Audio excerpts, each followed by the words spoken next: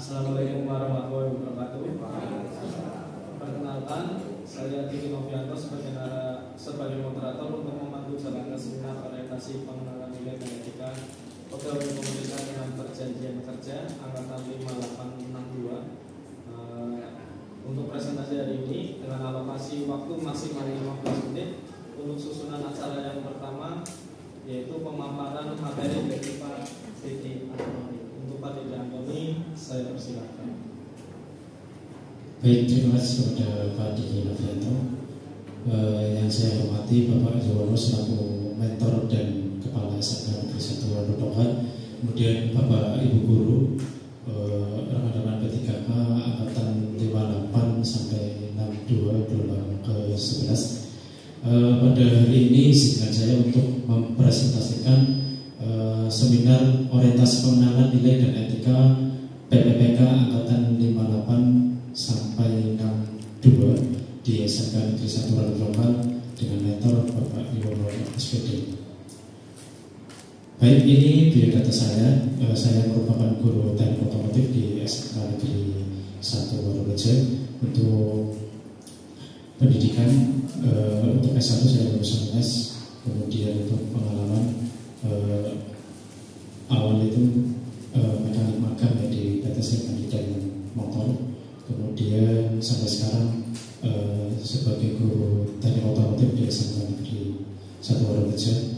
Kemudian orientasi ini tujuannya adalah kita bisa melihat tujuan dari orientasi itu di keputusan Kepala Lembaga Administrasi Negara di nomor 28, yaitu tujuannya untuk memberikan penilaian nilai-nilai tugas dan fungsi ASN dan penyajian informasi mengenai ASN dan pembekalan kepada pegawai pemerintah dengan perjanjian kerja yang baru diangkat. Kemudian kita bisa melihat peraturan nomor 15 tahun 2020 bahwa setiap instansi pemerintah itu wajib menyelenggarakan orientasi bagi PPPK pasal 31 1. Untuk orientasi ini ada dua agenda. Yang pertama adalah Zoom meeting yang dilaksanakan di satuan unit kerja masing-masing. Di agenda 2 itu untuk luring. Kemudian dalam hal ini saya di SMK Negeri 1 Wadodongan. Kemudian ini untuk visi misi pemerintah Provinsi Jawa Tengah sebagai pemangku pangan dan industri nasional yang maju sejahtera, budaya dan berkelanjutan. Untuk manajemen kepegawaian dan pengenalan kerja itu bisa dilihat dalam UU nomor 23 tahun 2023. Untuk manajemennya bisa lihat di PP 49 tahun 2018. Untuk penilaian kerja PPPK di Provinsi Jawa Tengah itu menggunakan SKP dan PKSP. Ada juga presensi kehadiran dan lain-lain. Kemudian ini untuk visi SMK Negeri 1 Wadodongan. Visinya adalah mewujudkan sekolah yang maju, mandiri dan berkepribadian melalui terciptanya pelajaran Pancasila yang bernalar kritis, kreatif, mandiri, beriman, bertakwa kepada Tuhan Yang Maha Esa, berakhlak mulia, bergotong royong dan berkebinekaan global. Kemudian untuk selanjutnya adalah rencana hasil kerja. Rencana hasil kerja pimpinan yang diintervensi itu adalah terkelolanya pelaksanaan pembelajaran yang berfokus pada implementasi KOSPE, kurikulum operasional satuan pendidikan. Kemudian dari situ saya membreakdownnya menjadi rencana hasil kerja individu, yaitu pertama adalah karena nanti pelaksanaan pembelajaran, maka tentunya harus ada perencanaan, yaitu terlaksananya pembuat perangkat pembelajaran berupa CP, ATP, dan modul belajar yang mengacu pada implementasi KOSPE.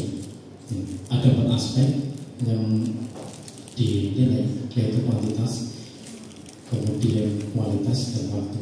Untuk kuantitas itu 2 dokumen ya, karena di waktunya 1 tahun, yaitu membuat 1 semester, ya 1 dokumen 1 semester, ya 2 dokumen, sehingga 1 tahun sehingga menjadi 2 dokumen. Kemudian presentasi capaian atau kualitasnya adalah 100%.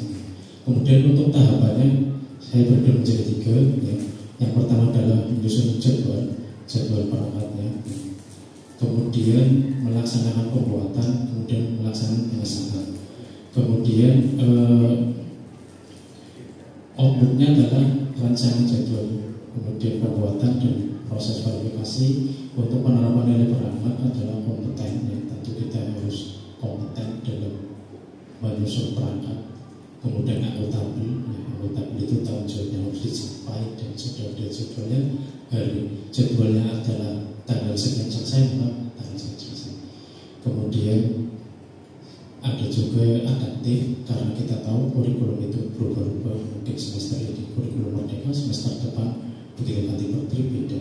Padahal kita sudah membuat 1 tahun misalkan, sehingga itu bisa adaptif, ya. Atau mungkin kebutuhan kelas, ya, kemampuan yang berbeda-beda. Itu kalau sekarang berdiferensiasi. Kemudian yang kedua adalah RHK individu terlaksananya proses pembelajaran. Ya, kemudian untuk kuantitas 1 dokumen, kualitas 100%, waktunya 1 tahun dalam 1 tahun. Kemudian yang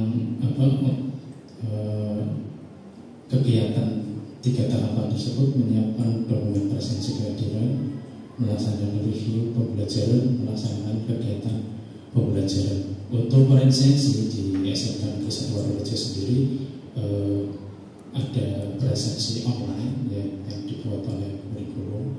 Namun saya juga membuat presensi di offline karena menghindari hal-hal yang semisalnya ada siswa yang tidak pernah berangkat, kemudian orang tuanya protes karena dari rumah berangkat terus. Nah, kalau online itu kadang susah, maka kita bisa ada bukti bahwa siswa tersebut memang tidak pernah mengikuti kegiatan. Kemudian karena proses pembelajaran tentu penguatan materi bisa didapatkan dari mana saja, dari saya itu bisa membawa YouTube, kemudian pelatihan ya, baik itu PRM ataupun NGMP, ya. Apalagi di sini saya otomotif, teknologinya semakin maju, semakin zaman semakin maju, semakin berubah, sekarang listrik, ya. Kemudian di nilai-nilai lo ada kompeten, berorientasi berlayanan, ya, harmonis. Yang ketiga adalah karena tadi intervensi atasannya itu adalah adalah pelaksanaan atau proses pembelajaran. Yang ketiga ini individu ada kegiatan asesmen. Asesmen ini output kegiatan tahapan kegiatannya adalah menyiapkan dokumen asesmen, kemudian menyelesaikan materi asesmen, kemudian menentukan proses asesmen. Kemudian outputnya pembuatan dokumen asesmen, tercapainya proses pembelajaran, terlaksana asesmen. Kemudian untuk selanjutnya adalah terlaksana setelah proses asesmen, tentu selanjutnya adalah di RHK individu ada remedial dan pengayaan setelah terlaksana asesmen. Untuk breakdown kegiatannya itu ada menyusun penanganan remedial dan pengayaan, menyusun tarif remedial dan pengayaan, kemudian melaksanakan remedial dan pengayaan. Outputnya tersusunnya pelaksanaan perangkat remedial dan pengayaan, pembuatan draft remedi dan pengayaan, kemudian terlaksananya proses remedial dan pengayaan. Kemudian untuk ya itu sekian paparan dari saya. Untuk selanjutnya saya serahkan kepada moderator. Terima kasih atas pemaparannya dari Pak Budi yang sudah saya berikan. Untuk sesi kedua yaitu saran dan masukannya, monggo dari Pak Yono memberikan saran dan masukan kepada Pak Budi. Isi sekolah.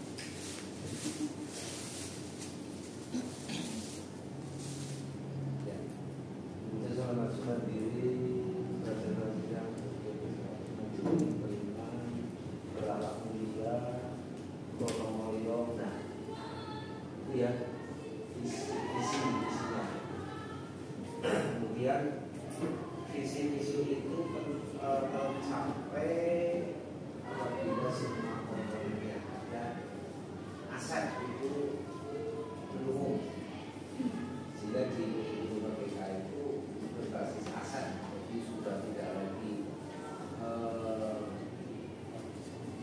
kami butuh ini, tapi kami punya ini, kami punya ini, maka itu yang akan kami maksimalkan. Terkait dengan SMK Negeri Waluja, ini kan SMK paling viral di Jawa Tengah nih, di KPPDB. Nah, melihat aset budaya, aset masyarakat di sana, kenapa jenengan sebagai guru sana? Kira-kira bagaimana? Menurut panjenengan, mengapa hal itu bisa terjadi? Dari apa permasalahan di awal, apa masalahnya lain, semua komponen yang ada di sana bisa menciptakan sebuah masyarakat yang seperti itu. Kemudian bagaimana menurut panjenengan ini, ya bukan bagaimana solusinya? Itulah yang menarik. Oke, terima kasih kepada Bapak Mentor. Kebetulan untuk saya itu baru di SMK Negeri 1 Waluja. Yang saya amati adalah kemarin saya juga termasuk panitia PPDB, dalam hal ini adalah operator. Kebetulan lingkungan di sana itu untuk itu pendalamannya, ya mungkin bukan pendalaman itu, tapi kalau dibandingkan dengan wilayah yang lain itu pendalaman, karena dia tidak di jalan yang besar. Kemudian kurangnya menurut saya komunikasi juga, karena kemarin PPDB kemarin itu untuk sosialisasinya itu kurang, dalam arti mungkin harusnya itu adanya kita mengumpulkan warga sekitar, terutama di dua desa itu, kemudian menjelaskan apa tata aturan yang ada, ya. Karena ketika dijelaskan sudah selesai itu, maka pasti itu tidak akan diterima. Tapi kemarin memang kurangnya adalah sosialisasi di awal, ya. Kemudian basic pendidikannya untuk sebagian masyarakat itu masih mungkin berpendidikan kurang, ya. Kemudian harusnya ditambah lagi sosialisasi yang masif, ya. Kalau mungkin di beberapa sekolah sosialisasinya hanya di media sosial, maka untuk khusus Waluja harusnya mengundang semua komponen sehingga menjelaskan. Karena kemarin ada yang dekat dengan sekolah, nilainya itu tinggi, dia mendaftar di domisili terdekat, nggak salah, tetapi untuk nilai yang lebih rendah itu akan tersendat. Tapi kalau mungkin mereka saling dalam tanda kutip kerja sama mereka sendiri di grup pelatihan, mungkin mereka akan bisa memilih supaya yang desa situ bisa masuk ke grup. Kemudian sosialisasi di SMP, karena di SMP situ kebanyakan nilainya itu 78, 80, ya, mungkin di situ kurangnya koordinasi. Kalau saya dulu di swasta itu kan sosialisasi masif sekali, door to door, ya, jadi gurunya door to door dari pintu ke pintu, sehingga lebih masif. Mungkin itu Pak. Ya. Belajarlah nyata. Ini tantangan untuk yang dari Waluja semuanya ya, yang PR ya, yang didiskusikan usulkan kepada tim manajemen SMK 1 Waluja untuk antisipasi dari awal. Aset bagian kita kalau mau ada di barang demonstran kok. Ya, terima kasih. Selanjutnya saya serahkan kembali pada Pak Moderator. Ya, terima kasih saran dan masukan dari Pak Wiono. Tapi pesannya adalah semoga tahun depan kita tidak ketemu lagi. Kemudian pemaparan seminar orientasi pengalaman nilai dan etika PPKK dengan narasumber Pak Diki Antoni dari SMK Negeri 1 Waluja.